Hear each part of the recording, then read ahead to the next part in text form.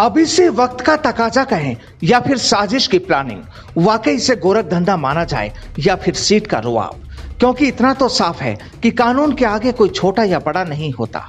दरअसल हिंदुस्तान में पिछले दिनों एक महकमे की काफी चर्चाएं हुई थी, जिसने सुशांत मौत मामले के बाद अपने तेवर दिखाए थे। जी हां, नारकोटिक्स कंट्रोल ब्यूरो यानी एनसीबी, क्योंकि इसकी ओर से कई जाने माने चेहरों को ड्रग्स मामले में उठाया गया था और खासकर महाराष्ट्र में तो कई हस्तियां भी खौफ के साये में जी रही थी।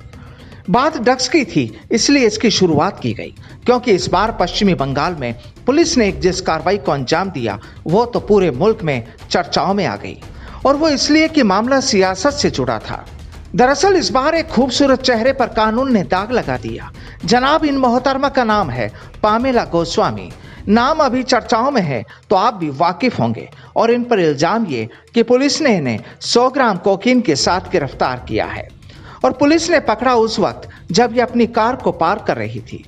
चलिए पहले आपका तारुफ करा देते हैं इन मोहतरमा से, फिर आगे की बात करेंगे। दरअसल पामेला गोस्वामी यूं तो पेशे से मॉडल और एक्ट्रेस है, लेकिन साहब चेहरा भी बोलता है, और सियासत में चेहरों को भी तवज्जो तो दी ही जाती है। यहाँ भी ऐसा ही हुआ था। साल 2019 में कुछ दूसरी एक्ट्रेस के साथ इन्होंने भी भाजपा का कमल थाम लिया। आखिर भाजपा के हुक्मरानों को ममता दीदी के गढ़ पश्चिमी बंगाल में कमल खिलाना है, तो इन्हें भारतीय जनता युवा मोर्चा का महासचिव भी बना दिया गया।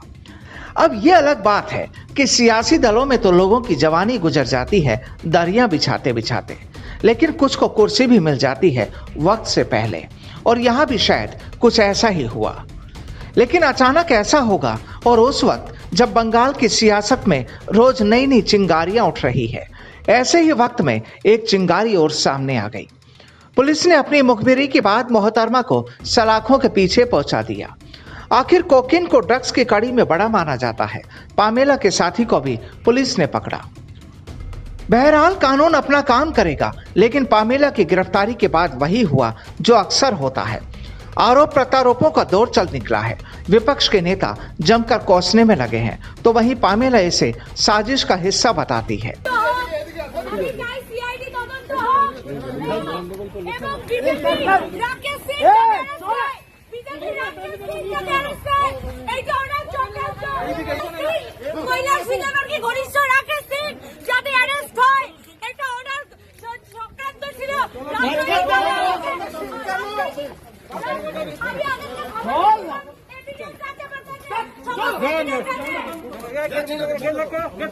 खैर, ये तो सब कुछ उस वक्त साफ होगा जब पुलिस अपनी जांच पूरी कर लेगी। जांच में जो भी सामने आता है सच्चाई तो वही होगी। लेकिन इतना जरूर है कि बंगाल में होने वाले चुनाव के गर्म मौसम में अगर किसी नेता का चेहरा कुछ इस कदर मुरझा जाए तो सवाल उठना भी लाजमी है। Bureau report, the fact India.